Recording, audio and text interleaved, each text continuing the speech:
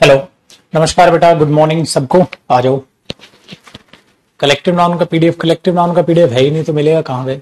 Noun self study भी डलवाऊंगा, डलाया नहीं है बेटा। और लड्डू डलवाऊंगा तभी तो मिलेगा भैया। और अभी किसने बोला ढूंढ लो तुम? अभी तो मैंने बोला पढ़ लो तुम।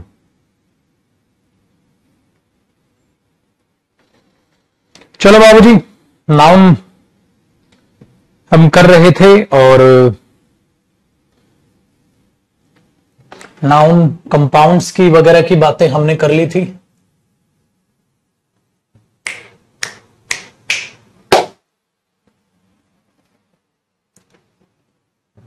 कहां गई भी फाइल?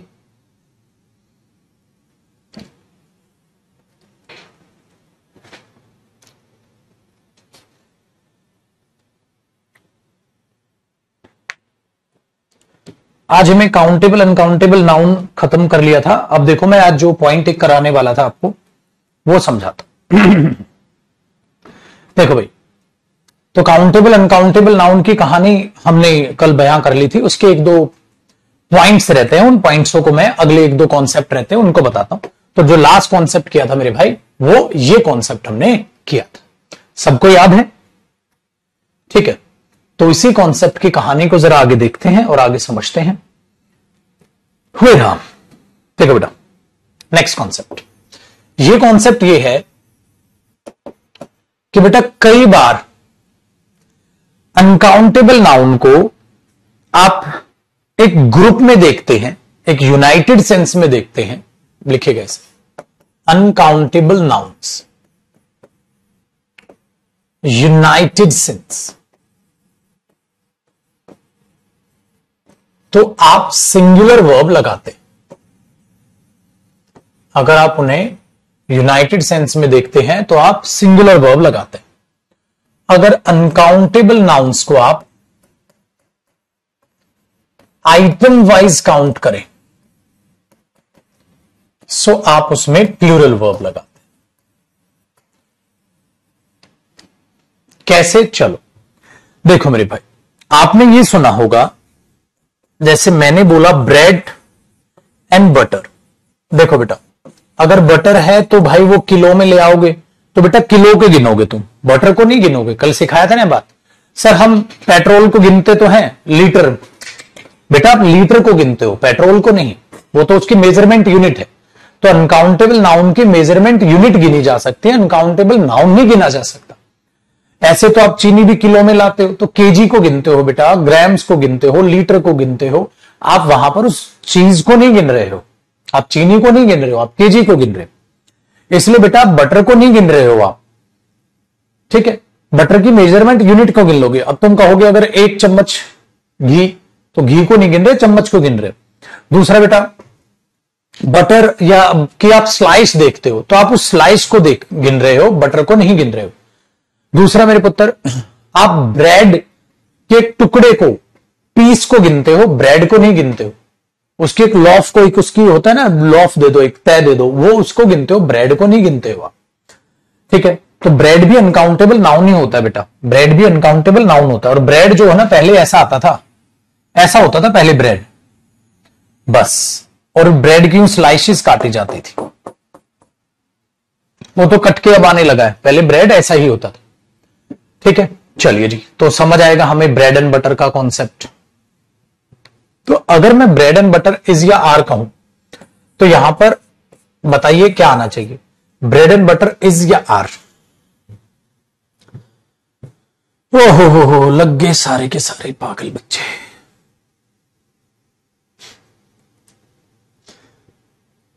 बेटा पूरा सेंटेंस लिखे बगैर तुम आंसर कर रहे हो, पूरा सेंटेंस लिखे बगैर तुम आंसर कर रहे हो।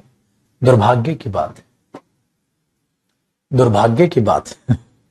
अरे छोटे रट्टू तो तेज आएगा, आ रहेगा, पहले आगे लिखने तो दे। तो ब्रेड एंड बटर इज या आर माई फेवरेट डिश। तो बेटा ब्रेड एंड बटर आपको एज अ डिश पसंद है, और डिश बनने के लिए क्या होगा, ब्रेड और उस पर बटर लगा के आपको दिया जाएगा। ये तो नहीं होगा कि ब्रेड एंड बटर पसंद है, ये ले ब्रेड खा, ये ले बटर खा, ये ले ब्रेड खा, ये ले बटर खा। उसको डिश बना के दो, तो ब्रेड एंड बटर को मुझे डिश बना के दो, तो I am talking about my favourite dish, जो कि सिंगुलर सेंस है। तो bread and butter is my favourite dish. आर तो नहीं करोगे ना बेटा, क्योंकि आपने उसे एक यूनाइटेड सेंस लिया है। ब्रेड एंड बटर को आप डिश बना के दोगे, तो ब्रेड पे बटर लगा के दोगे। करेक्ट। अच्छा बेटा, अगर मैं इसको आइटम वाइज गिन लू, जैसे ब्रेड एंड बटर वॉज या were bought by him, bread and butter उसके द्वारा खरीदे गए थे। तो बेटा अगर वो ब्रेड एंड बटर खरीद के लाया है, तो एक आइटम क्या हुआ, ब्रेड, और एक आइटम क्या हुआ, ठीक है, ये हुआ आइटम नंबर 1 और ये हुआ आइटम नंबर 2। तो कितने आइटम खरीदे उसने, 2 आइटम खरीदे। तो क्या आएगा यहां पर, अब वर आएगा। So bread and butter were bought by him. Very good. तो ये चीज याद रखो, अगर बेटा कोई भी चीज डिश में कन्वर्ट हो रही है तो आप ये करोगे और ये, ठीक है। डन है पुत्र जी। और टाइम पास नहीं सर, ये डिश सर ये डिश, ये टाइम पास नहीं बेटा, पेपर निकालना है मेरे बच्चे। तो जो भी एज अ डिश अगर वहां साउंड करेगा तो उसको तो आप ऐसे लिख पाओगे, अदरवाइज तो नहीं लिख पाओगे। बताइए अब कोई दुख तकलीफ है, कोई समस्याएं हैं तो।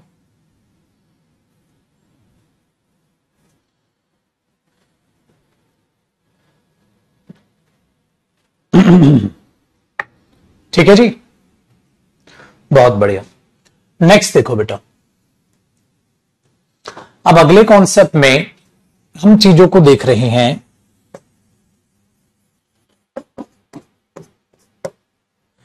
क्या जो हमने नाउन के काइंड्स पढ़े हैं बेटा, हाँ नाउन के हमने 5 काइंड पढ़े, उन 5 के 5 काइंड को काउंटेबल नाउन और अनकाउंटेबल नाउन में डिवाइड करके देखिए।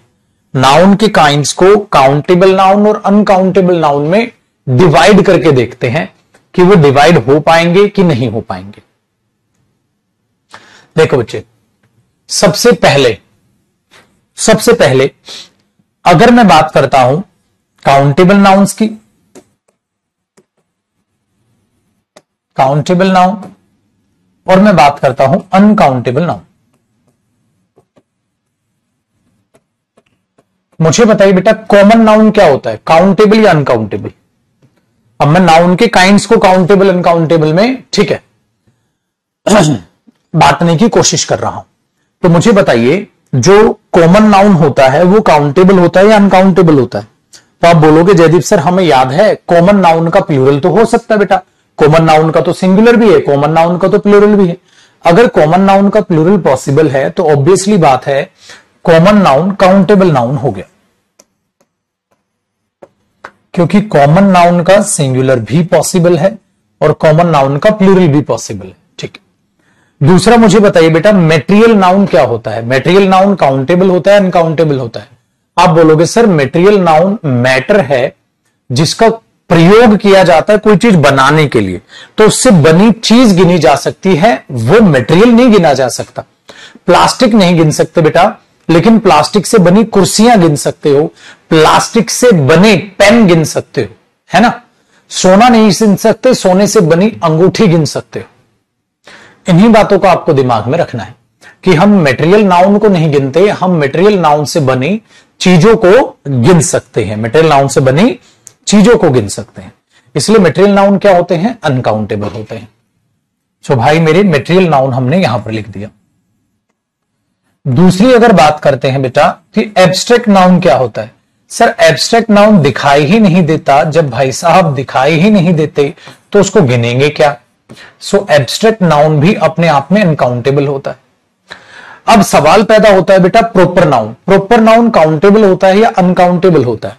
बेटा प्रोपर नाउन दोनों ही हो सकता है। अगर मैं टेक्निकली बोलूं तो आपने सपोज किसी बंदे ने बोला इनके पिताजी का नाम करण है, हाँ तो करण क्या काउंटेबल है अनकाउंटेबल है। तो आप उसे बोलोगे बेटा, क्योंकि मैंने कहा था आपको काउंटेबल नाउन का प्लूरल पॉसिबल है, लेकिन बेटा करण का प्लूरल तो नहीं करोगे उसके पिताजी का आप, तो फिर इसका मतलब प्रॉपर नाउन हुआ बेटा uncountable noun.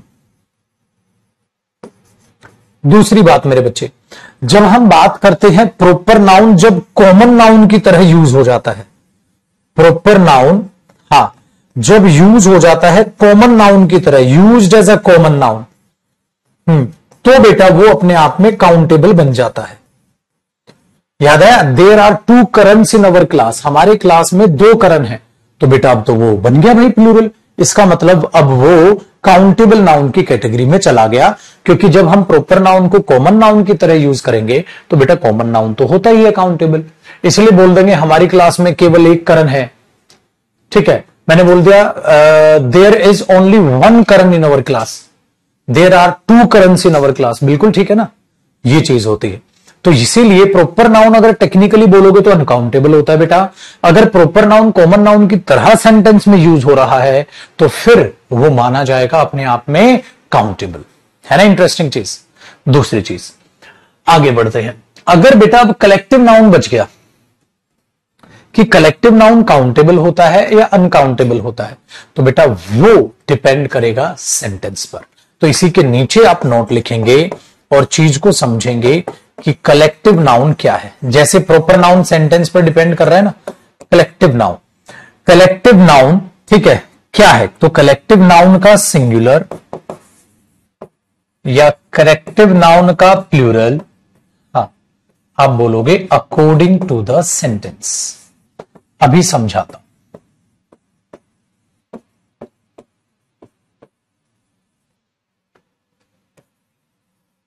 According to the sentence, जैसे बेटा अगर मैंने बोल दिया I will take all my classes, मैं अपनी सारी क्लासेस लूंगा, तो क्लासेस कलेक्टिव नाउन है, हाँ, तो क्या क्लास का क्लासेस करना यहां गलत लग रहा है? नहीं सर, सही लग रहा है। फैमिली कलेक्टिव नाउन है, फैमिली सही लग रहा है। लेकिन बेटा अगर कोई ये बोले, देखना भी, द बेबी या the babies of the girls, भाई ज्यादा लड़कियों की झुंड होगा, हाँ, गर्ल विल गो देयर, याद आया। तो बेटा लड़कियों के झुंड को क्या बोलोगे? बेबी। आपने बोला ज्यादा झुंड हुए, अरे ज्यादा झुंड क्या, कितनी ज्यादा भी लड़कियां हो उनका ग्रुप बेबी हो गया, बेबीज क्यों बोल दोगे भाई? ठीक है तो नॉनसेंस है, बेबी ही बोलो, बेबीज करने की जरूरत नहीं है। तो वहां इंडिविजुअल सेंस है तो प्लूरल और यूनाइटेड सेंस है तो सिंगुलर। तो वही चीज आपको, इसका मतलब यूनाइटेड सेंस में उसे अनकाउंटेबल मानते हैं बेटा, डिवाइडेड सेंस में उसे काउंटेबल मानते हैं। ये चीज हुई हमारे पास तो यहां पर, इसलिए यहां पर बेबीज करना गलत हो गया, जबकि यहां क्लासेस करना सही हो गया। All the families are invited, बिल्कुल सही है। ज्यादा, एक परिवार, ज्यादा परिवार, तो ये चीजें होती हैं बेटा जो लॉजिकल आपने सोचनी। हो गया ना सर, कॉपी करो। सो फाइनली बेटा हमारा काउंटेबल अनकाउंटेबल नाउन खत्म हुआ। अब आप किसी भी अनकाउंटेबल नाउन को तुरंत पहचान लोगे, सर ये तो अनकाउंटेबल है। और कुछ इंपॉर्टेंट अनकाउंटेबल नाउन वो मैं सबसे लास्ट में नाउन वोकैब कराऊंगा, तब पढ़ाऊंगा बेटा। नाउन के कुछ इंपॉर्टेंट पॉइंट्स बताऊंगा ना, तब बताऊं। ओ राम,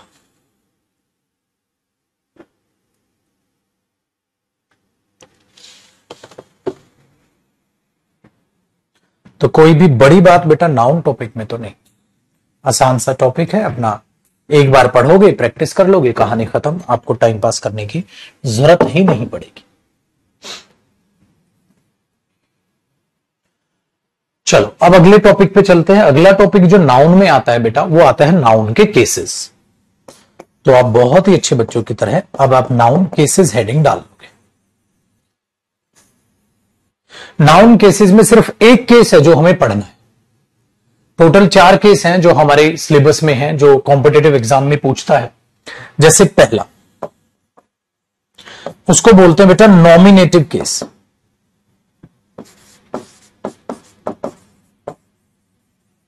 ठीक है, अब जब मेरे बच्चे नॉमिनेटिव केस की बात आप करते हो, तो नॉमिनेटिव का मतलब है नाउन को सब्जेक्ट की तरह यूज करना, इसीलिए इसको सब्जेक्टिव केस भी बोल देते हैं। इसे नाउन का सब्जेक्टिव केस भी बोल देते हैं। तो इसमें क्या होगा, noun as a subject, noun as a subject use होगा। तो जो मैंने आपको बता रखा है नाउन सब्जेक्ट के लिए कैसे यूज होता है, तो ये केस तो हमने कर रखा है, ये नहीं करना हमने। दूसरा होता है बेटा एक्यूजेटिव केस। जो एक्यूजेटिव केस का मतलब होता है बेटा ऑब्जेक्टिव केस। ऑब्जेक्टिव केस का मतलब हुआ बेटा नाउन एज एन ऑब्जेक्ट। तो नाउन एज एन ऑब्जेक्ट कैसे होगा, या तो वो प्रेपोजिशन का ऑब्जेक्ट बनेगा या वो वर्ब का ऑब्जेक्ट बनेगा, ये भी मैंने आपको बता रखा है। तीसरा केस मैंने नाउन यूजेज में बताए थे बेटा, एक होता है वोकेटिव केस। वोकेटिव केस भी मैंने आपको बता रखा है बेटा, जिसमें टू एड्रेस, आप एड्रेस करने के लिए इसे यूज करते हो। जैसे आपने बोला था ना रोहन, हाँ, गो देयर, रोहन वहां जाओ, तो ये रोहन यहां पर क्या है बेटा, वोकेटिव केस है जो हमने कर रखा है। आप बोलोगे सर फिर नाउन केसेस करा ही क्यों रहे हो, वे तो आसान है, सब्जेक्ट ऑब्जेक्ट और नॉमिनेटिव आपने वो जो है वोकेटिव केस आपने बताया था जब आप किसी को पुकारते हो। मैंने बोला बेटा बिल्कुल कर रखा है, लेकिन जो ये नाउन केसेस में आपको करा रहा हूं ये सिर्फ और सिर्फ इस चीज के लिए करा रहा हूं जो फोर्थ है, ये है बेटा पेपर में जो आना ही आना है। इसका नाम होता है जेनेटिव केस। जेनेटिव केस का एक और सब्स्टिट्यूट है बेटा पॉजेसिव केस, आप इसे कह सकते हैं। पता है क्यों? क्योंकि जेनेटिव केस या पॉजेसिव केस में आप यूज करते हो टू शो पजेशन। ये केस यूज किया जाता है बेटा अधिकार दिखाने के लिए, टू शो पजेशन। मेरे पुत्र पजेशन दिखाने के लिए हमारे पास दो बंदे यूज होते हैं, या तो अपोस्ट्रोफे एस या ऑफ, या तो अपोस्ट्रोफे एस या ऑफ। इसका मतलब अब मुझे आपको यूज ऑफ अपोस्ट्रोफे एस पढ़ाना है पूरा, और ऑफ प्रेपोजिशन का यूज बताना है कैसे पजेशन के लिए किया जाता है। इसीलिए इसी जेनेटिव केस के नीचे हमने अपनी हेडिंग डाली अपोस्ट्रोफे एस। ठीक है, इसका मतलब हम अब ये पढ़ेंगे कि अपोस्ट्रोफे एस कहां यूज होता है और कैसे यूज होता है और किस तरीके से एग्जाम में ये एरर बनाता है। हम टोटली बेटा अब ये पढ़ना है। इसका पहला कॉन्सेप्ट देखते हैं, बहुत ही आसान है बेटा, सिर्फ आपको सुनते चलना। बेटा इन मोस्ट केसेस, ज्यादातर केसेस में, ज्यादातर हर एक केस में नहीं, ज्यादातर केसेस में, कब कब नहीं, वो सारी चीजें आगे आ जाएंगी। इन मोस्ट केसेस, ज्यादातर केसेस में आप क्या करते हो, ठीक है, अपोस्ट्रोफे, हाँ, फॉर लिविंग थिंग्स। अपोस्ट्रोफे बेटा लिविंग थिंग्स के लिए आता है, नॉन लिविंग थिंग्स के लिए अपोस्ट्रोफे नहीं आता है। In most cases apostrophe S bracket for living things. ठीक है, तो जो लिविंग थिंग्स हैं उनके लिए आप लगाइए बेटा, नॉन लिविंग थिंग के लिए आप अपोस्ट्रोफे एस का प्रयोग नहीं करेंगे। लिविंग थिंग्स में कौन कौन आती हैं बेटा मेरे बच्चे? लिविंग थिंग्स में आप पीपल, लोगों को लेकर चल सकते हो, एनिमल्स को लेकर चल सकते हो, वेरी गुड। लेकिन बेटा नॉन लिविंग थिंग्स में याद रखना, अब प्लांट्स और ट्रीज को कवर नहीं किया जाता। वो साइंस में प्लांट्स और ट्रीज को भी लिविंग ही माना जाता है।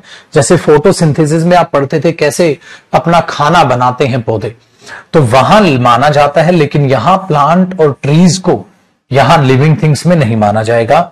ना ही मेरे बच्चे थिंग्स को लिविंग थिंग्स में माना जाएगा। जो थिंग्स हैं, खाली चीजें हैं, उनको भी इसमें नहीं माना जाएगा। ठीक है, कैसे लगाते हैं अपोस्ट्रोफे एस और क्या चीज करते हैं? बहुत ही आसान सा तरीका। जैसे आपने बोला बेटा रोहन की गाड़ी है, तो आपने बोल दिया रोहन्स कार। रोहन पे अपोस्ट्रोफे एस लगाया, कार लगा दिया, बिल्कुल सही हुआ। लेकिन मेरे बच्चे अगर आप ये बोल देंगे मैंगोज ट्री, आम का है पेड़, तो ऐसा लगेगा जैसे वो पेड़ इस आम का है। जैसे रोहन का पेड़ है तो भाई पेड़ रोहन का है, और आम का पेड़ है तो ऐसा लग रहा है जैसे वो पेड़ आम का है। वो आम कह रहा है ओए चल हट, मेरा पेड़ है ये। तो बेटा आम का पेड़ नहीं है, गलत हो जाएगा। तो आप क्या करोगे, इससे सिंपल बोलो बेटा मैंगो ट्री, है ना, बनाना ट्री, मैंगो ट्री। इसलिए आप ऐसे बोल दोगे, ट्री नाउन हो जाएगा, मैंगो एडजेक्टिव हो जाएगा, एडजेक्टिव और नाउन मैंगो ट्री। ठीक है, ऐसे नहीं मत करना मैंगोज ट्री। ठीक है, ये चीज याद रखिएगा। बहुत बढ़िया। इसलिए बेटा ये यहां पर क्या बनेगा, ट्री नाउन बन जाएगा बेटा, और नाउन से पहले मैंगो क्या बन जाएगा, एडजेक्टिव बन जाएगा, मैंगो ट्री होगा। इसीलिए पुत्र मैंने कहा प्लांट और ट्री को नॉन लिविंग थिंग ही मानना, लिविंग थिंग नहीं मानोगे आप। दूसरा बेटा, अगर कोई बंदा कह रहा है टेबल्स लेग्स, टेबल्स लेग्स, ऐसा लग रहा है मेरे बच्चे जैसे वो बोल रहा है टेबल के हैं पैर टेबल के हैं पैर, नहीं। तो अगर ये सेंटेंस में लिखूं the legs of the table, the legs of the table have been painted, भाई इस टेबल के जो पैर हैं वो पेंट कर दिए गए हैं। Very good. तो बेटा the legs of the table, तो आप बोल दोगे टेबल्स लेग्स बोलना गलत है, आप ये बोल दोगे the legs of the table, है ना। तो आप वहां ऑफ का यूज करोगे, ऑफ सेपरेट भी बताऊंगा बेटा वेरी गुड। तो ये ध्यान रखना, नॉन लिविंग थिंग वगैरह इनमें अपोस्ट्रोफे एस को आपको अवॉइड करना है। और ये इसकी पहली बात है, अभी बहुत सारी बातें बताऊंगा बेटा इसके बारे में, तो आप इस चीज को ऐसे अप्लाई कर लोगे। ठीक है भाई, चलो पुत्र जी। तो अपोस्ट्रोफे एस का तो ये तो हुआ हमारा पहला धमाल। इसलिए बेटा बॉयफ्रेंड और बॉयज फ्रेंड दिन रात का फर्क है ना। अगर कोई लिख रहा है बॉयफ्रेंड, तो बॉयफ्रेंड में बॉय नाउन हो और एडजेक्टिव हो गया, फ्रेंड नाउन हो गया। लेकिन बॉयज फ्रेंड का मतलब क्या हुआ, लड़के का दोस्त। तो दोनों में फर्क है, वर्सेस लगा दो, दोनों के मीनिंग में क्या फर्क है, बॉयफ्रेंड गर्लफ्रेंड और गर्ल्स फ्रेंड। तो बॉयज फ्रेंड उस लड़के का दोस्त, दिस बॉयज फ्रेंड इस लड़के का दोस्त। तो लड़का है दोस्त और लड़के का दोस्त, दोनों में फर्क है, ये चीज याद रखो, है ना। Very good. इसको द कार ऑफ रोहन भी लिख सकते हो बेटा, बाद में बताऊंगा ऑफ में, इसमें नहीं। ठीक है पुत्र, बिल्कुल लिख सकते हो। अब बात करते हैं पुत्र नेक्स्ट कॉन्सेप्ट की। अगले कॉन्सेप्ट में क्या सिखाओगे, देखो बेटा, जब आप नाउन पर अपोस्ट्रोफे एस लगाएं, ठीक है, और ये ठीक है, अवॉइड हिसिंग साउंड, बेटा हिसिंग साउंड को अवॉइड कीजिएगा। मतलब सर हिसिंग साउंड को अवॉइड कीजिएगा। कई नाम ऐसे होते हैं जो स या श पे खत्म होते हैं, उनमें फिर से अपोस्ट्रोफे एस लगा दोगे तो हिसिंग साउंड आ जाएगी। तो उस केस में क्या करोगे, अवॉइड हिसिंग साउंड। हाँ, तो हिसिंग साउंड को अवॉइड करने के लिए यूज ओनली अपोस्ट्रोफे, तो खाली अपोस्ट्रोफे को यूज करो बेटा, उसके साथ एस मत लगाओ। ठीक है, उसके साथ एस मत लगाओ, फिर खाली अपोस्ट्रोफे को यूज कर लो, एस को गायब कर दो। जैसे बेटा अभी अभी अगर मैं ये बोल दूं राहुल से चेयर, राहुल की कुर्सी, तो ये सही है। अगर पेपर में ये कर दे राहुल खाली अपोस्ट्रोफे लगाए और लिख दे चेयर, गलत। अगर पेपर में कर दे राहुल चेयर, अरे राहुल चेयर क्या होता है, राहुल चेयर होगा, गलत। लेकिन बेटा वही कुर्सी अगर रमेश भाई की हो जाए, अब रमेश चेयर तो सही है, तो आपने खाली क्या लगाया, अपोस्ट्रोफे। लेकिन अगर आप ये लगा दोगे बेटा रमेश, गलत। क्या हो जाएगा, गलत। तो रमेश चेयर तो सही है, रमेश चेयर गलत। ऐसे ही बेटा आप रमेश चेयर भी नहीं लिख सकते, रमेश चेयर गलत। तो जब भी हिसिंग साउंड आए, किसी के नाम स से खत्म हो रहा हो, तो उस पर आप खाली अपोस्ट्रोफे लगा दोगे, अपोस्ट्रोफे एस हटा दोगे, एस हटा दोगे, ताकि अवॉइड हो जाए हिसिंग साउंड। ये ध्यान रखना है। दूसरी बात मेरे बच्चे ये है कि अगर सपोज करो एक डॉक्टर है और एक डॉक्टर है, उसकी गाड़ी है, तो आपने बोला डॉक्टर्स कार। अच्छा ज्यादा डॉक्टर हैं तो आप क्या कर दोगे, डॉक्टर्स, लेकिन अब खाली अपोस्ट्रोफे लगा के कार्स लिखोगे ना बेटा। Very good. तो आप यहां पे क्या लिख दोगे, डॉक्टर्स कार। तो डॉक्टर्स जब प्लूरल हो रहा है तो स आ गया ना बेटा। हाँ, तो पेपर में ये मत कर देना ना, डॉक्टर का प्लूरल डॉक्टर्स हो गया और तुमने पागलपन में फिर अपोस्ट्रोफे फिर एक और एस चिपका दिया वहां, तो ये गलत हो जाएगा। हिसिंग साउंड अवॉइड करनी है। अब कई बार मेरा बच्चा यहां ये रट लेता है, अच्छा सर इसका मतलब प्लूरल नाउन में खाली अपोस्ट्रोफे आएगा। मैंने बोला नहीं नहीं गधेड़ू नहीं, प्लूरल नाउन में खाली अपोस्ट्रोफी नहीं आएगा, ऐसा प्लूरल नाउन जो एस लग के प्लूरल होता है तो एक और एस वहां पर नहीं आ पाएगा। लेकिन बेटा एक बात बताओ, अगर मैं ये कहता हूं मेंस प्रॉब्लम्स, आदमियों की समस्याएं, तो बिल्कुल ठीक है बेटा, यहां मेंस प्रॉब्लम आप ऐसे नहीं लिखोगे, पता है क्यों? क्योंकि मैन का प्लूरल MEN होता है और उसमें कोई हिसिंग साउंड प्रोड्यूस नहीं होती, इसलिए ये सही है। इसलिए प्लूरल वाला जो बच्चा रटते हैं वो नहीं रटोगे मेरे बच्चे आप। हो गया ना काम आसान दूसरे कॉन्सेप्ट का भी। तो क्या सीखा? अपोस्ट्रोफेस लिविंग थिंग के साथ आ जाएगा, ठीक है। और बेटा हिसिंग साउंड अवॉइड करिएगा, 2 कोड़ी की बात है बेटा। करो आराम से कॉपी।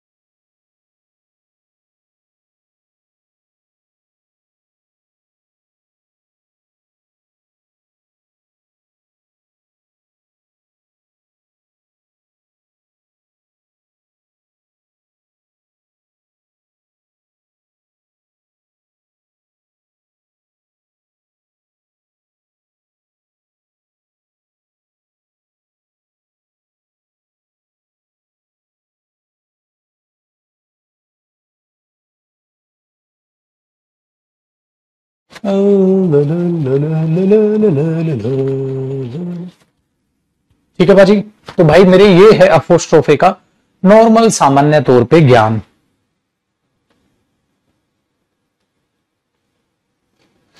हाँ बेटा सिंगुलर प्लूरल कुछ भी लगाओ ना। देखो हो सकता है भाई एक आदमी की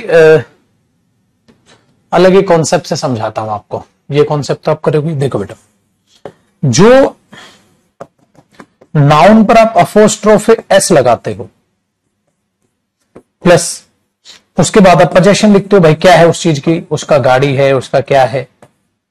तो बच्चे ये सिंगुलर होना, अरे शॉर्ट में लिख दो ना,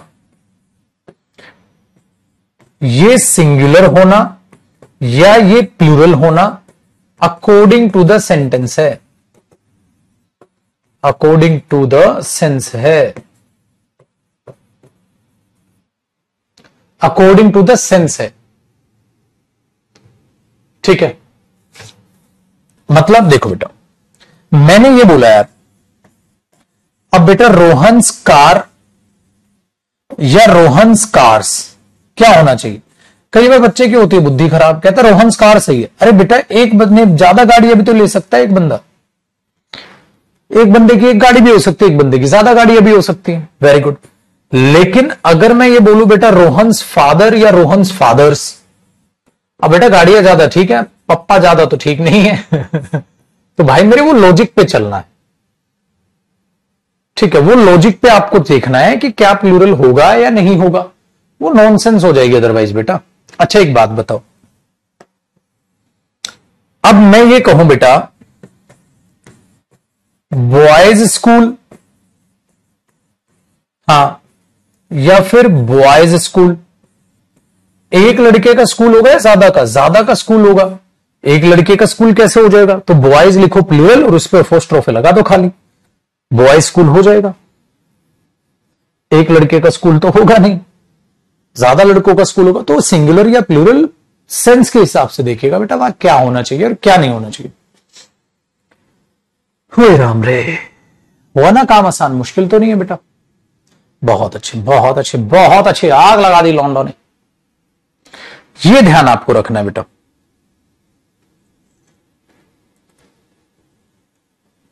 आ गया मेरे बच्चों को, डन है। अच्छा एक और चीज मैं आपको बताऊं इसी में नोट करके, बेटा कई नेम ऑफ पॉइंट्स हैं, ये एग्जाम के पॉइंट ऑफ व्यू से नहीं है बेटा, नेम ऑफ पॉइंट्स हैं। जैसे कीट्स अपने आप में एक पॉइंट है और वो कीट्स ऐसे लिखता है, कीट्स अपने आप में एक पॉइंट है और जो कीट्स हैं वो हिसिंग साउंड को भी सपोर्ट करते हैं। तो बेटा नेम ऑफ पॉइंट्स के साथ आपको हिसिंग साउंड दिख जाएगी जो कि गलत नहीं, जो कि सही होती है, बस ऐसे लिख लेना, पेपर के लिए नहीं है वो।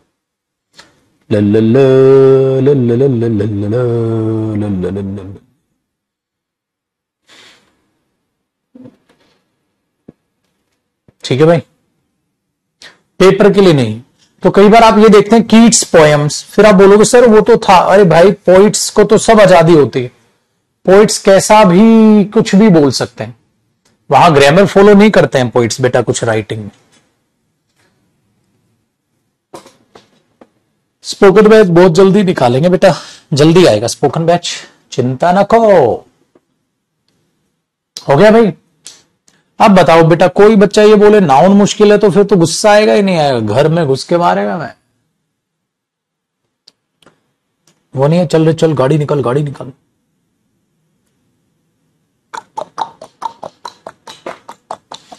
ठीक है चल, तो ये एग्जाम में नहीं आएगा बेटा, ये सिर्फ मैंने बोला ना नॉर्मल है कि कहीं आप देख रहे हो कोई नॉवल वोवल पढ़ रहे हो, कई शायर है आप में से जो शायरी कर रहे होते हैं, ठीक है।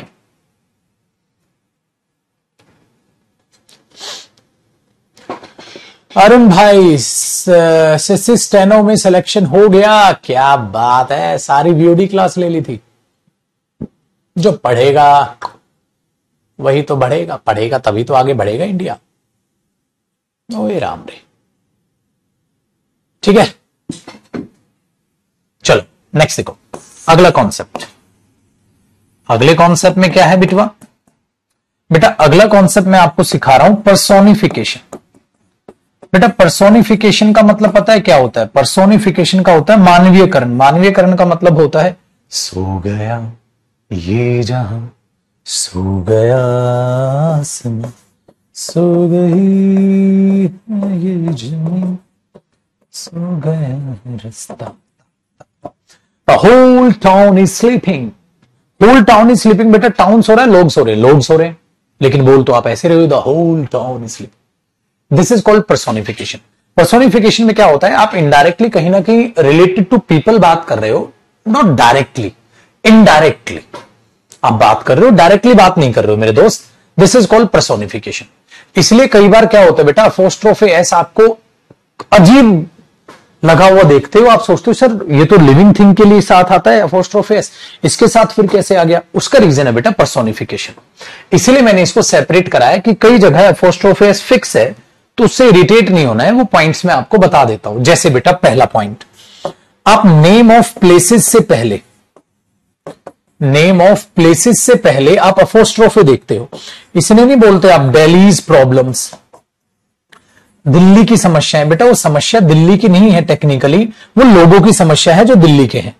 तो दिल्ली की समस्या मतलब दिल्ली से में जो लोग हैं उनकी समस्याएं हैं, आप ऐसा देखते हो, ठीक है। तो आप उसमें जब आप देख रहे हो, अच्छा एक बात बताओ बेटा, जब आप ये देखते हो कोर्ट्स वर्डिक्ट, वर्डिक्ट क्या होता है बेटा? फैसला, कोर्ट का फैसला है, तो कोर्ट का फैसला नहीं, वो जज का फैसला है टेक्निकली, जिसे आप ऐसे आप देखते हो।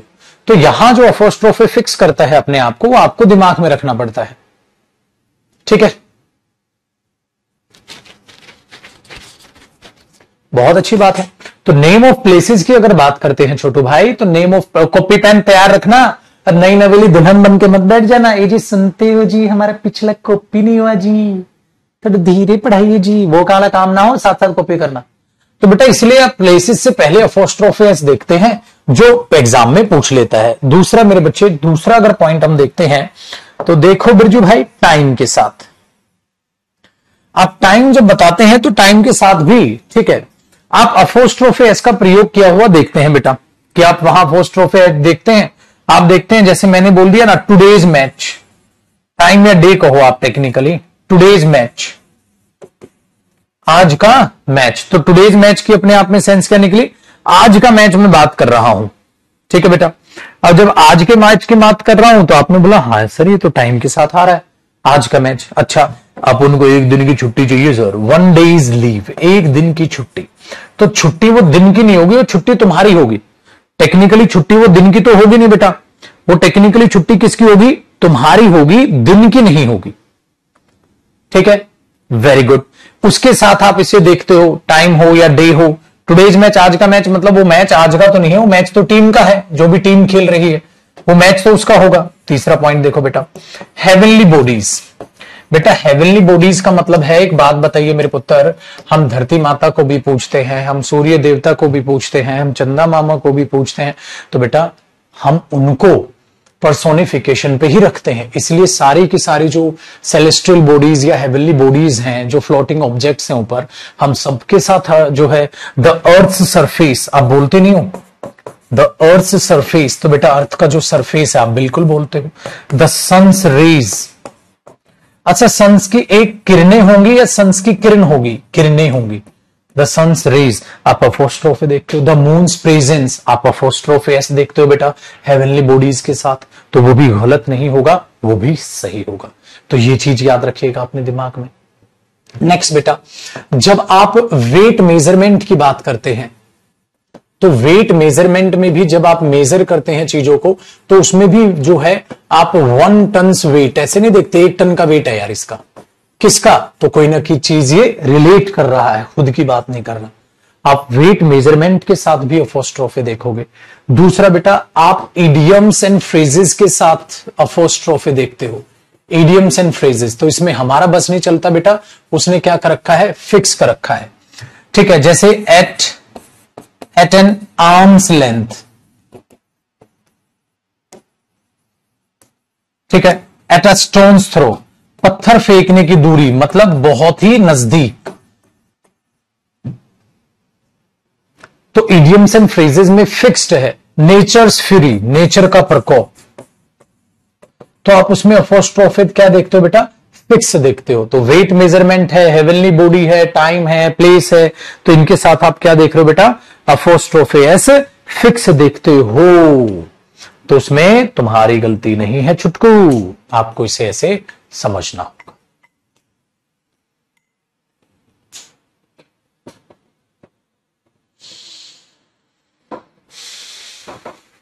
करो यहां तक कॉपी।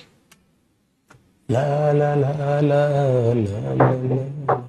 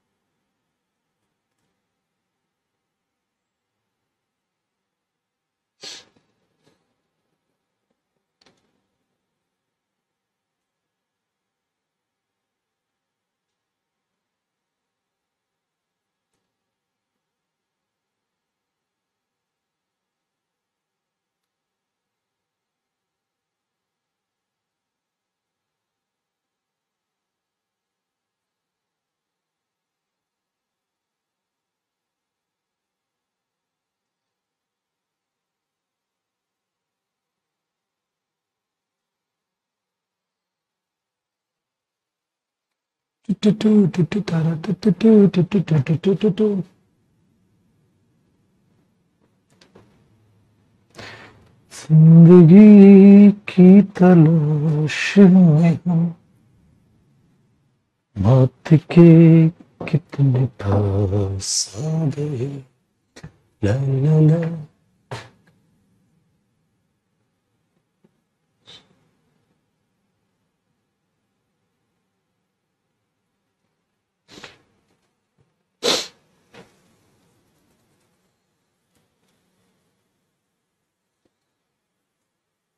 बॉयज स्कूल सही, अभी अभी तो बताया गलत है। नशा वशा करके तो नहीं पढ़ रहा बेटा, तो आजकल के बच्चे नशा भी तो करने लग गए हैं। बच्चे कहां रहे आजकल के तो भाई साहब।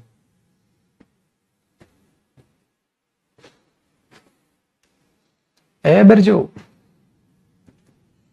आगे देखो बेटवा, ऊपर उठाई दे इसको, तनिक अगले कॉन्सेप्ट पर नजर मारिएगा। देखो बेटा, अगर कोई नाउन कंपाउंड है और नाउन कंपाउंड पे अपोस्ट्रोफे है, तो बेटा नाउन कंपाउंड के बाद लगेगा अपोस्ट्रोफे एस। मतलब अगर सन इन लो है, हाँ, और सन इन लो की गाड़ी है, तो आप ऐसे बोलोगे सन इन लोज कार, सन इन लोज कार। अगर बेटा आपने ज्यादा बेटे हैं, सन्स इन लोज कार्स, भाई ज्यादा दामाद है तो सन का प्लूरल सन्स इन लोज हो गया। क्या हिसिंग साउंड आई? नहीं आई, तो ये हो जाएगा प्लूरल, ये हो जाएगा सिंगुलर। लेकिन पेपर में ऐसे दे दे बेटा, सन्स इन लो कार, गलत हो जाएगा। तो ये ध्यान रखना है, सन इन लोज हो गया सिंगुलर, अगर इसका प्लूरल तो सन का प्लूरल क्या होगा? सन्स इन लोज, बिल्कुल सही है। तो इसे पेपर में ये भी मत कर देना कहीं तुम इसका प्लूरल कर दो और पगलों की तरह प्लूरल करने पर तो खाली अपोस्ट्रोफे ऐसा आएगा। भाई साहब दौड़ा दौड़ा मारूंगा मैं। बेटा हिसिंग साउंड तो आ ही नहीं रही, तो पूरा अपोस्ट्रोफे एस लगेगा। फ्यूरी का मतलब प्रकोप होता है, फ्यूरी का मतलब भी नहीं पता, और साला गूगल खोल के खुद नहीं देखेंगे, फ्यूरी का मतलब भी लिख के पूछेंगे। वाह मेरे आलसियों के महाराज, ये तोंद निकलती जा रही है ना तेरी, ये इसलिए निकलती जा रही है। फिर कह रहे हैं सर हेल्थ का ध्यान कैसे रखा डैडी से बता दो जरा। अब बता के भी क्या उखाड़ लूंगा मैं, तब तूने कौन सा रखना है? तेल ने तो तूने भटूरे ही हैं, मेरी कहां मानते हो तुम? ठीक है,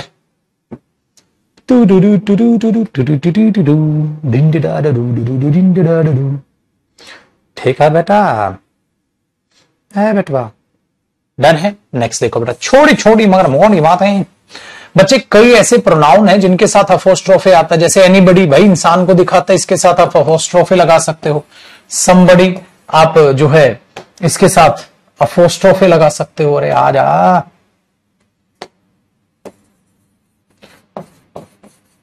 नोबडी, एवरीबडी, इनके साथ आप अपोस्ट्रोफे लगाओ बेटा। Someone,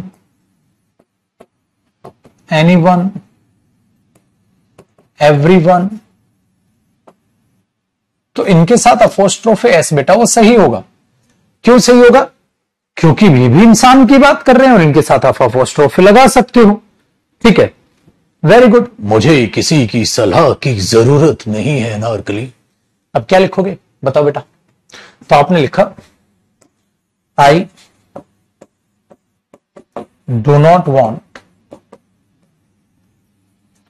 anybody's advice. अब इसको ऐसे तो नहीं लिखोगे ना बेटा, I do not want anybody advice. Anybody advice तो रिलेट ही नहीं करेगा एनीबडी एडवाइस, तो I do not anybody's advice. मुझे किसी की सलाह की जरूरत नहीं।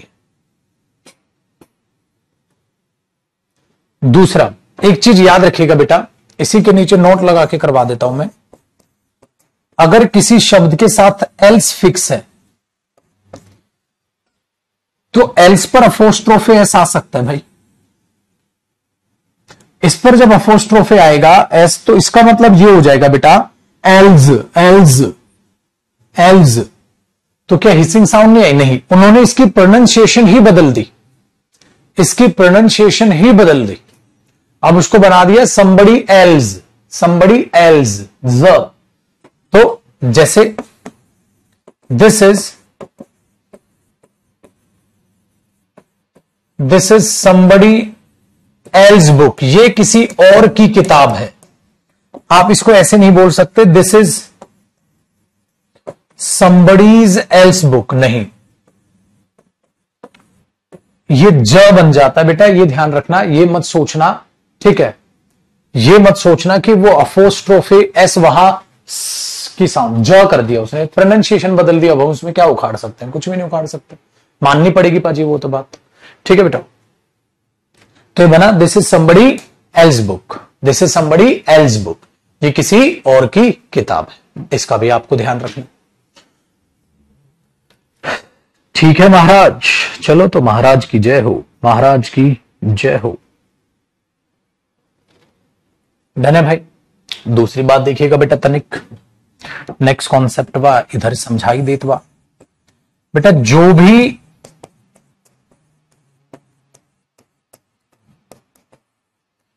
पजेसिव वर्ड्स हैं, पजेसिव वर्ड्स कहो या टेक्निकली डेटर्मिनर कहो, उनके साथ अपोस्ट्रोफे एस वो सुपरफ्लूस बन जाता है।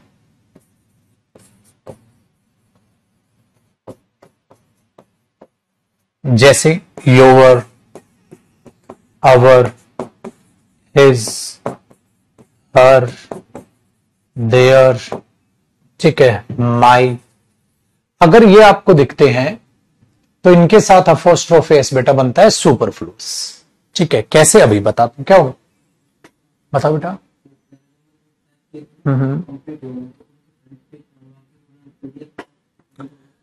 ये कौन से प्रीवियस ईयर वाले थे?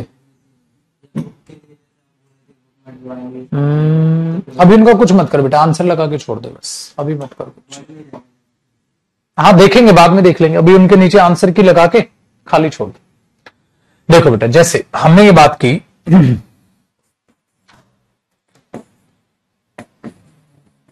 दे आर डूइंग, आप बोलोगे बेटा they are doing their work, वे अपना काम कर रहे हैं। अब बेटा ये तो नहीं बोलोगे ना they are doing theirs work,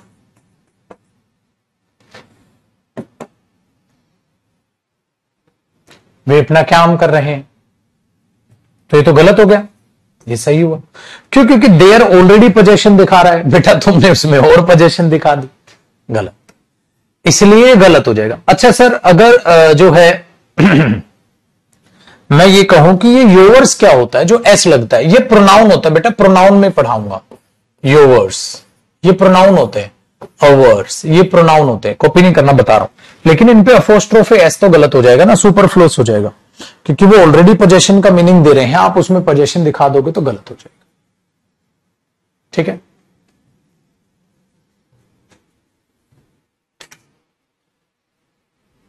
इन बातों का आप ध्यान रखोगे।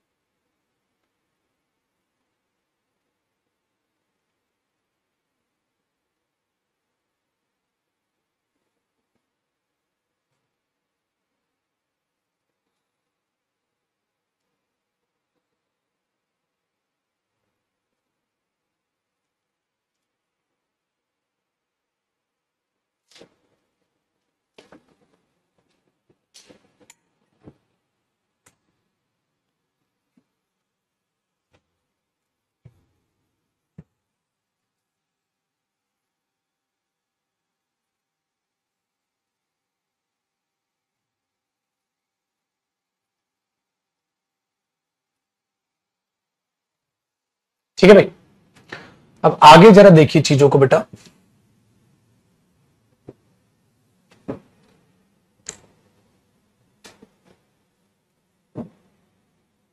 योर नाउन नहीं होता बेटा, डिटरमिनर होता है, कई बार तो तुम ऐसा क्वेश्चन पढ़ते हो छुटको। देखो भाई, जब आप नाउन पर अपोस्ट्रोफे एस लगाते हैं और इसकी पोजेशन आप लिखते नहीं हो बेटा, अवॉइड करते हो, पता है क्यों? इसकी पोजेशन, हाँ, सेंटेंस में अंडरस्टूड होगी। तो आप उसको कई बार अवॉइड करते हैं पेपर में, खाली नाउन पर अपोस्ट्रोफी एस लगा के छोड़ देगा, लिखेगा ही नहीं। जैसे अंडरस्टूड होगी बेटा, मैंने ये बोला भाई this house is bigger than Rahul's, ये घर राहुल के घर से बड़ा है। अब मुझे राहुल हाउस लिखने की जरूरत नहीं है बेटा, ये ऑलरेडी राहुल से उसको दिखा देगा, तो मुझे राहुल हाउस लिखने की जरूरत नहीं है क्योंकि वो अंडरस्टूड हो गया बेटा। So this house is bigger than Rahul's, ये घर राहुल के घर से बड़ा है, खत्म। This house is bigger than Rahul's, तो जरूरत ही नहीं पड़ रही। ठीक है, दूसरी बात, अगर मैं ये बोल दूं ही वॉज एडुकेटेड एट ऑक्सफोर्ड्स, तो बेटा एक बात बताइए, ऑक्सफोर्ड्स क्या है? यूनिवर्सिटी, लिखने की जरूरत ही नहीं है। वो डेंटिस्ट के यहां गया है, तो डेंटिस्ट के यहां गया है या गया था, he went to the dentist, तो डेंटिस्ट के यहां गया है, तो मुझे वो क्लिनिक लिखने की जरूरत ही नहीं। तो जब अपोस्ट्रोफी एस पे खाली आता है तो चीजें अंडरस्टूड होती हैं बेटा, और जब अंडरस्टूड होते हैं पुत्र तो उसको वो अवॉइड कर देता है, जो कि गलत नहीं, अपने आप में सही होता है, आप उसको अवॉइड कर सकते।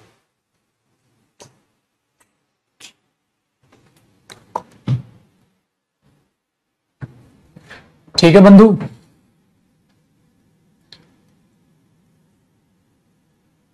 कर लो कॉपी।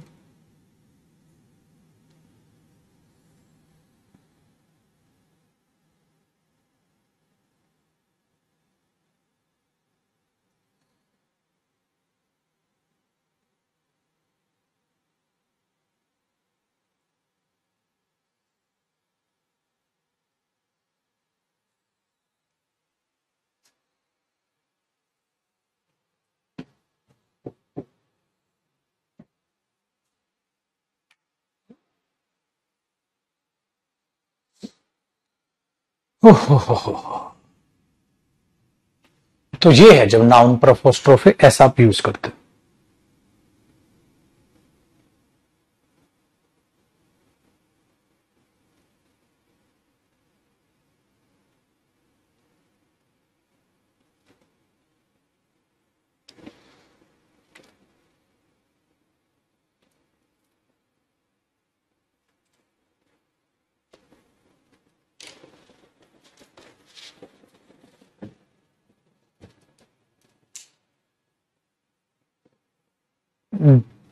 डेंटिस्ट, डेंटिस्ट तो टो पे खत्म होता है, हिचिंग साउंड नहीं है बेटा। अब देखो, अब बेटा आपको मैं सिखाऊंगा कॉमन पोजेशन कैसे दिखाते हैं, फिर सिखाऊंगा अलग अलग पोजेशन कैसे दिखाते हैं।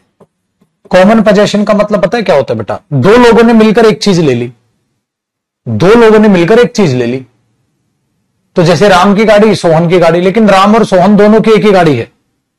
राम की गाड़ी सोहन की गाड़ी, लेकिन राम और सोहन की एक ही गाड़ी है, दो लोगों ने मिलकर एक चीज ले ली। तो आप इस चीज को कैसे दिखाओगे? क्या करना है बेटा? आपने एक नाउन लगाओगे, हाँ, एंड लगाओगे, हाँ, फिर नाउन लगाओगे, हाँ, और यहां अपोस्ट्रोफी एस लगाओगे। ऐसा लगेगा बेटा जैसे ये कंपाउंड है, जैसे नाउन कंपाउंड नहीं था, हाँ, जैसे एक ये कंपाउंड है और इसके बाद आप अपोस्ट्रोफी एस लगा के इधर दोनों की कॉमन पोजेशन लिख दोगे।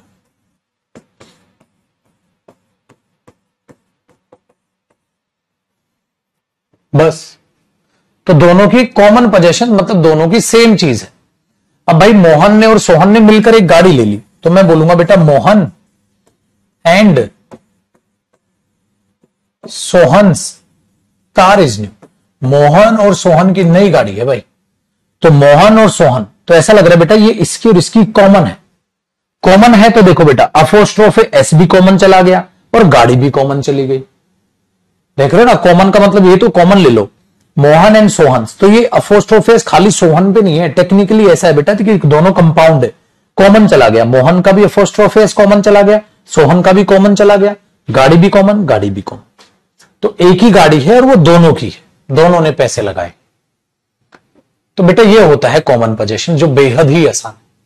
अगर इसमें बाद वाले की हिसिंग साउंड आ जाए, तो बेटा बाद वाले की अगर हिसिंग साउंड आ जाए तो खाली अपोस्ट्रोफे लगाना। फिर जैसे मैंने यहां लिख दिया रोहन एंड यहां पर लिख दिया रमेश, तो खाली अपोस्ट्रोफे एस लगाना बेटा।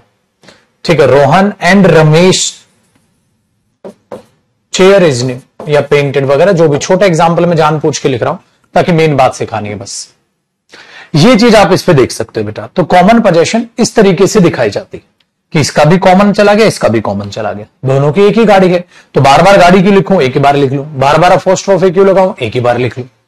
और कॉमन ये है। अच्छा, दोनों की अगर ज्यादा गाड़ियां हो तो बेटा दोनों ने अगर ज्यादा ले ली हो गाड़ियां, तो मैं बोलूंगा रोहन एंड सोहन्स कार्स।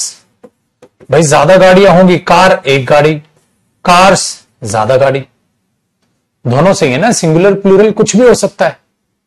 तो ये आर्टिकल में भी तो बताई थी कॉन्सेप्ट इस टाइप का।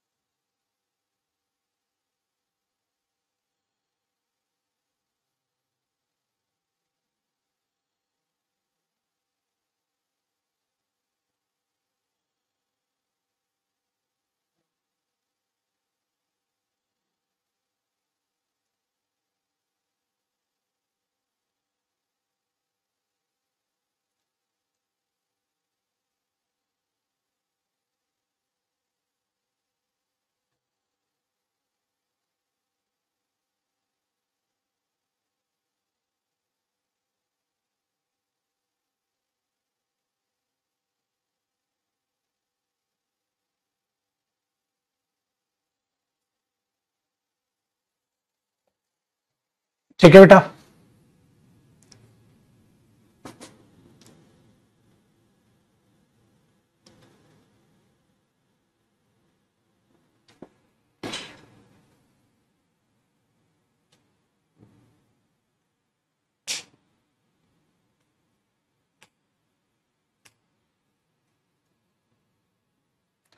चलिए, अब ये तो हुई कॉमन या स्प्लिट या कैसे भी पोजीशन। ये कॉपी तो हो ही गया होगा, अगले पेज पे आ जाए, इसको डिलीट करते हैं।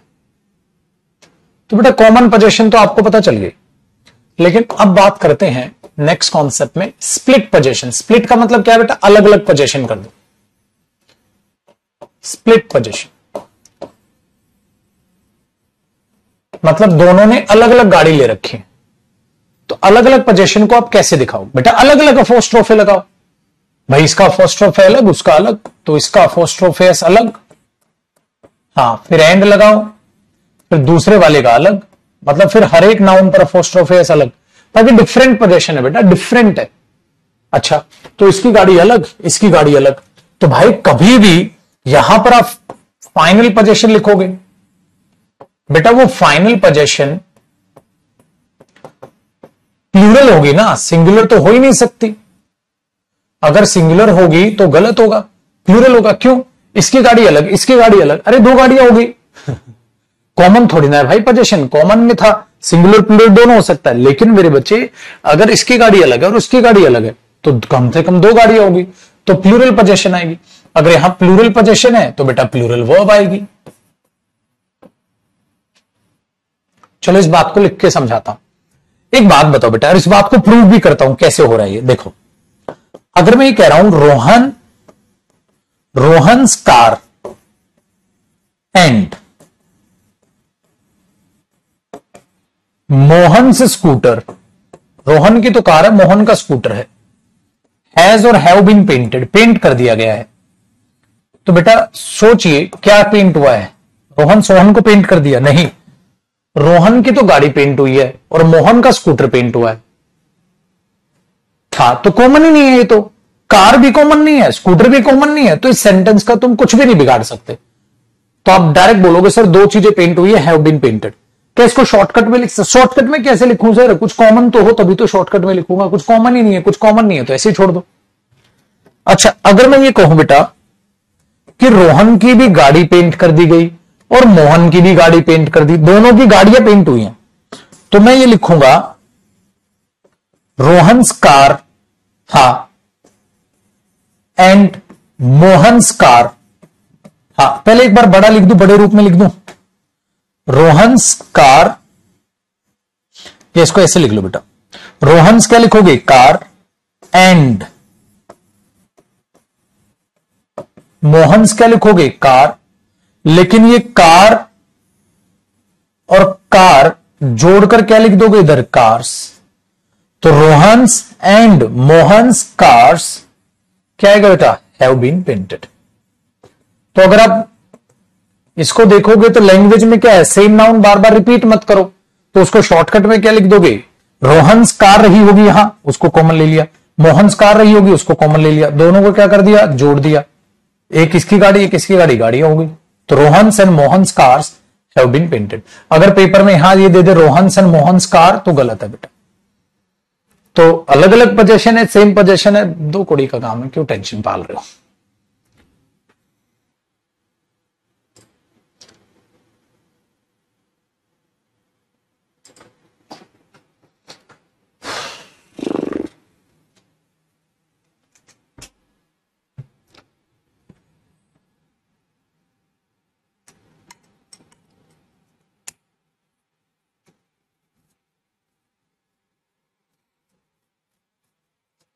तो ये होता है बेटा कॉमन पोजीशन और डिफरेंट पोजीशन का कमाल। ठीक है,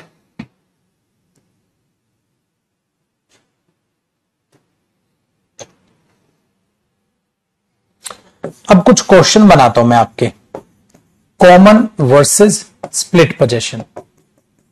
कुछ क्वेश्चंस देता हूं कि एग्जामिनर कैसे कंफ्यूज करेगा। पहला, रोहन्स एंड सोहन चेयर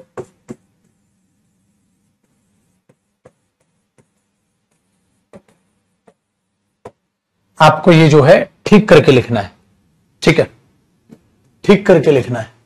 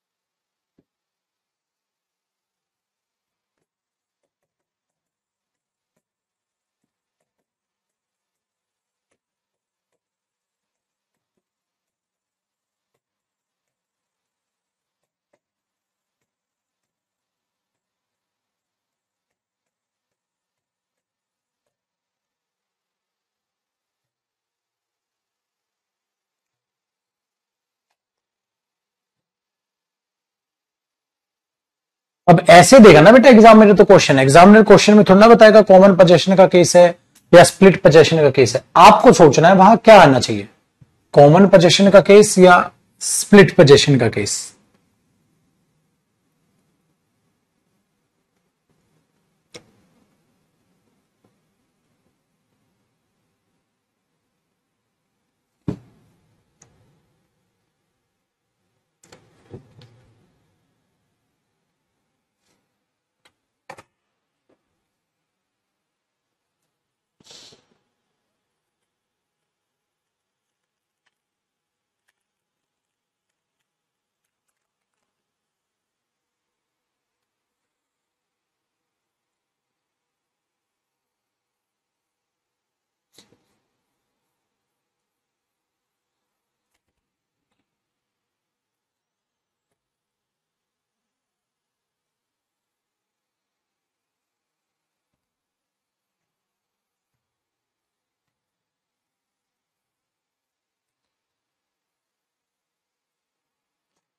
तब क्या करोगे भाई, रोहन सोहन चेयर, सर एक ही है ना, रेड से कर देता हूं चेंजेस, तो यहां से कट के ये अपोस्ट्रोफ एस यहां आएगा।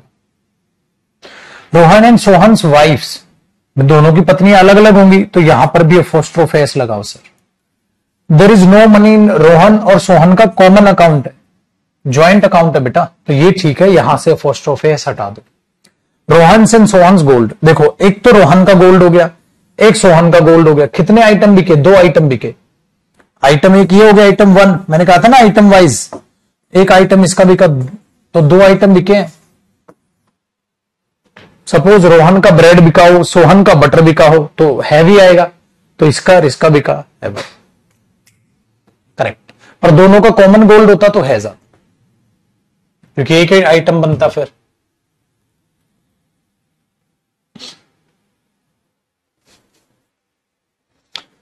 बहुत अच्छे बेटा।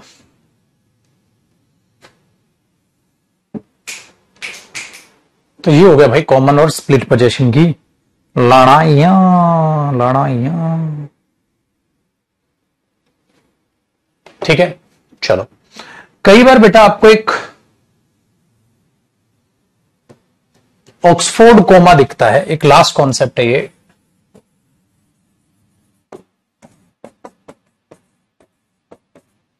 या इसको सीरियल कोमा भी बोल देते हैं। उसका मतलब पता है क्या होता है भाई, देख अगर मैं ये बोलूं एक तो रोहन है, हाँ, comma and Amit's wife are ready to help you, तो बेटा ये सेंटेंस एग्जाम में सही है। ठीक है, क्यों? क्योंकि वो रोहन और अमित की पत्नी नहीं है, रोहन अलग है और अमित की पत्नी अलग है, क्योंकि मैंने एंड से पहले कोमा लगा दिया, इसे सीरियल या ऑक्सफोर्ड कोमा कहते हैं। अगर मेरे पुत्र में ये लिखूं पेपर में रोहन एंड अमित्स वाइफ, तो ये गलत नहीं लगेगा, रोहन और अमित की कॉमन वाइफ है, are ready to help you. अगर पेपर में ऐसा आ जाएगा तो आप तो इसे गलत कर दोगे, तो आप इसको ठीक 2 तरीके से कर सकते हो। तो या तो रोहन के बाद कोमा लगा दो कि बेटा रोहन अलग हो जाए, हाँ, और अमित की पत्नी अलग हो जाए, कि रोहन और अमित की पत्नी। तो रोहन और अमित की पत्नी, ये नहीं कि रोहन और अमित की दोनों की सेम पत्नी है, हो ही नहीं सकता, नॉनसेंस।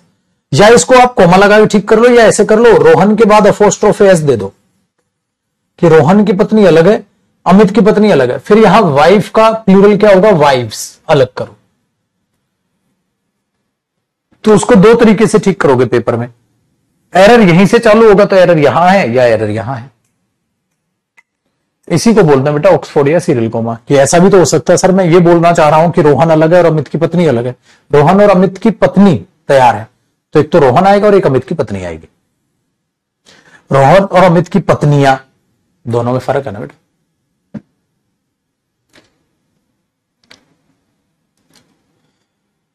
वो राम,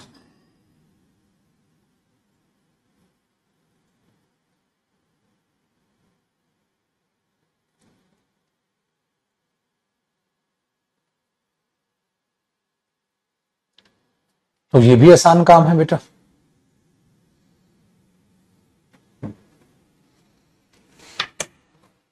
तो बेटा ये था अपोस्ट्रोफे का यूज, जो बड़े अच्छे तरीके से आपने सीख लिया।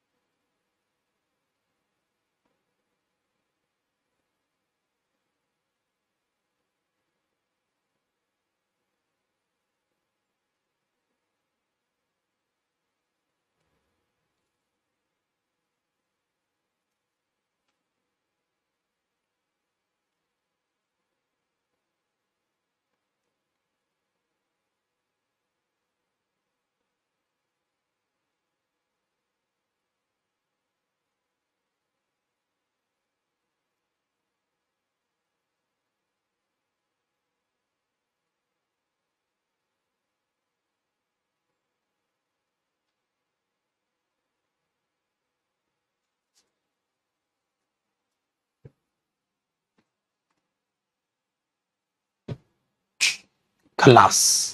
अब बेटा यूज ऑफ कल मुझे आपको ऑफ का यूज कराना है। तो आज के लिए इतना ही। खुश रहिए, आबाद रहिए, मस्त रहिए, तंदुरुस्त रहिए, हंसते रहिए, गाते रहिए, मुस्कुराते रहिए, पढ़ते रहिए, माँ बाप की रिस्पेक्ट करना बेटा, ठीक है। और यूं ही गुनगुनाते हुए आप चीजों को कवर करिए। तो कल हम यूज ऑफ का जानेंगे, प्रयोग कैसे होता है।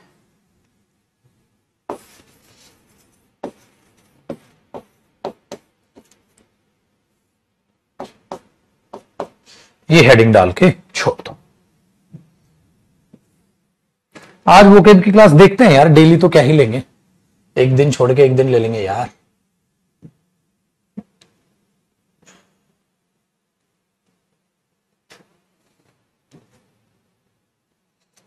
ठीक है,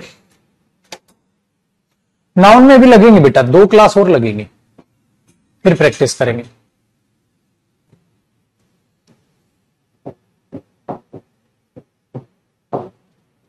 ठीक है, चले बेटा, नमस्कार, बाय बाय, टेक केयर, जय हिंद।